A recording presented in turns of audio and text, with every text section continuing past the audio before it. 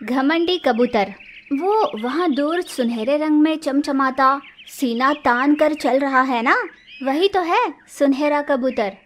वैसे तो उस जंगल के सभी जानवर और पंछी साधारण ही थे, पर सुनहरा कबूतर ही सबसे अलग सुनहरे रंग में चमचमाता रहता था। इस जंगल में कोई भी मेरे जितना सुंदर नहीं है, सभी यूं ही सीधे साधे हैं, पर मैं सबसे अलग, सबसे रूपवान हूँ। मेरे जीवन का जरूर कोई ध्येय होगा। ऐसा सोचकर सुनहरा कबूतर हमेशा घमंड में और हठ में जिया करता था। नदी किनारे पेड़ पर रहने वाले एक कौवे के पास जाकर सुनहरे कबूतर ने कहा, अरे ओ काले कौवे, देखा तुमने मुझे? मैं तुमसे कितना ज्यादा सुंदर हूँ। यूं जानबूझकर उसके पास जाकर अपनी बढ़ई कर लेता था कबूतर। यूं एक दिन सुनहरा कबूतर जंगल में सैर करता उड़ता हुआ स्वर्ण मंजरी नदी किनारे चला गया। उसने देखा नदी में मछलियाँ थोड़ा ऊपर उछल रही थी और फिर पानी में जा रही थी, और नदी किनारे एक कछुआ बड़ी धीमी गति में चल रहा था। ये मछलियाँ मेरी तरह उड़ नहीं सकती, ये कछुआ मेरी तरह चुस्ती नहीं है इसमें, और उस पेड़ पर बैठा कौवा मेरी तरह सुंदर नहीं है। इस पूरे जंगल में मेरी बराबरी करने वाला कोई नहीं है। यूँ वो अपने आप ही खुद की तारीफ किए जा रहा था और घमंड में चूर हो रहा था कि तभी नदी में जो मछलियाँ आपस में खेल रही थी, खेलते खेलते अनजाने में उनसे पानी उछलकर कबूतर पर उड़ गया। अरे रे, माफ कर देना दोस्त, दरअसल खेल की मस्ती में हमने ध्यान नहीं दिया। क्या मतलब है कि ध्यान नहीं दिया? मैं यहाँ पर खड़ा हूँ, क्या तुम्हें दिखाई नहीं दे रहा? ऐसी बात नहीं है दोस्त, दरअसल खेल खेल में हम स्पर्धा करते उड़ने में भूल गए। हम आपस में स्पर्धा कर रहे थे और यूँ छलांग लगाने में हमने तुम्हें देखा नहीं।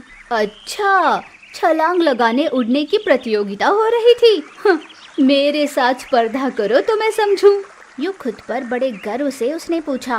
पर दोस्त, हम भला तुम्हारे साथ कैसे स्पर्धा कर सकते हैं? ये कैसे मुमकिन है?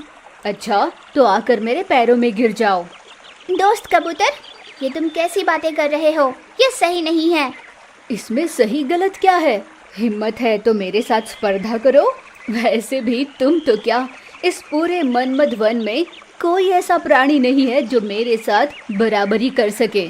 मैं हर कला में पारंगत हूँ। सब में मेरा ही प्रथम स्थान होगा। यूँ बड़े ही घमंड से जब सुनहरे कबूतर ने कहा तो मछली को इतना गुस्सा आया कि उसने इस बात को चुनौती की तरह स्वीकार लिया और मन ही मन ये ठान लिया कि वो किसी भी हाल उस घमंडी कबूतर की अकल ठिकाने लगाएगी। अच्छा ठीक है, मैं तुम्हारे साथ स्पर्धा करने के लिए तैयार हूँ। बड़ी हिम्मत दिखाते हुए मछली ने उसकी इस चुनौती को स्वीकार ली तो बाकी सभी मछली और कछुआ ये देख आश्चर्यचकित हो गए। हाँ, मैं सच कह रही हूँ, दौड़ प्रतियोगिता में मैं तुम्हारे साथ स्पर्धा करने के लिए तैयार हूँ। तुम तैयार हो? यूँ मछली ने उसे उकसाया। पहले से ही घमंड में चूर हो रहे सुनहरे कबूतर ने उसकी चुनौती स्वीकार ली। फिर उस स्पर्धा की शुरुआत हो गई। मछली नदी में कूदती उठती कूदती उठती हुई आगे बढ़ रही थी और नदी के किनारे से सुनहरा कबूतर अपनी उड़ान भर रहा था। क्या हुआ मछली, पानी में डूब डूब कर क्यों आ रही हो? चलो चलो। यूँ मछली का मजाक बनाता हुआ कबूतर वहाँ से उड़ रहा था। मछली पानी में डुबकी लगाती उठती डुबकी लगाती उठती आगे बढ़ रही थी। यूँ उन दोनों ने मिलकर बहुत लंबा सफ़र तय किया। सुनहरा कबूतर मछली का मजाक बनाते बनाते रास्ते पर ध्यान ही नहीं दे रहा था। वो उड़ते उड़ते इतने आगे चला गया था कि नदी खत्म हुई और समंदर की शुरुआत हो गई थी। मछली तो आगे बढ़कर रुक गई। कबूतर भी इतना थक चुका था कि वो आराम करने के लिए किसी पेड़ पर रुकना चाहता था, पर जहाँ तक उसकी नज़र पहुँच पाती थी कहीं भी उसे दूर दूर तक कोई पेड़ नज़र नहीं आया। चारों ओर दूर दूर तक नवनीत सागर ही फैला हुआ था। थका हारा सुनहरा कबूतर गिरकर पानी में डूब रहा था। सुनहरे कबूतर की समझ में नहीं आ रहा था कि वो अब वहाँ से कहाँ जाए। वो असमंजस में था। अरे क्या हुआ दोस्त, लगता है बहुत थक गए हो। आओ ना, आकर पानी पर बैठ जाओ। तुमने तो हर कला में पारंगत हासिल की है ना, तो आ जाओ। तो मछली ने भी उसे चिढ़ाते हुए कहा। तब जाकर सुनहरे कबूतर को ये बात समझ में आई। तुम्हें चिंता करने की ज़रूरत नहीं है दोस्त, आ जाओ मेरी पीठ पर बैठो। सुनहरे कबूतर के पास कोई और चारा भी तो नहीं था। वो जाकर मछली के पीठ पर बैठ गया। नदी में तैरती हुई मछली ने पीठ पर बैठे सुनहरे कबूतर से यूं बात की। दोस्त, हम सभी मानते हैं कि तुम इस सुनहरे रंग में बहुत सुंदर हो, इसमें कोई दो राह नहीं है। और ये भी जानते हैं कि उड़ने में तुमने बहुत अच्छी शिक्षा हासिल की है। पर दोस्त, कभी भी हम ही सबसे महान हैं या श्रेष्ठ है ऐसी भावना रख घमंड में नहीं रहना चाहिए।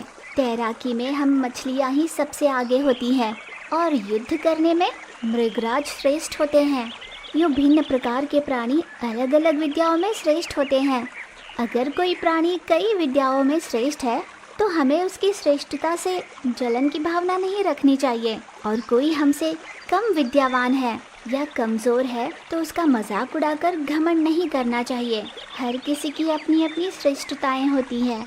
यूँ प्यार से अच्छी अच्छी बातें बताकर मछली ने सुनहरे कबूतर को किनारे पर छोड़ा।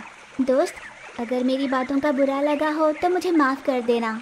यूँ रत्ती भर का भी घमंड ना दिखाते हुए मछली ने उससे माफ़ी मांगी और वहाँ से लौट गई। उस दिन से सुनहरे कबूतर में एक बड़ा बदलाव आया। वो कभी भी किसी के भी आगे खुद की बढ़ई नहीं करता था।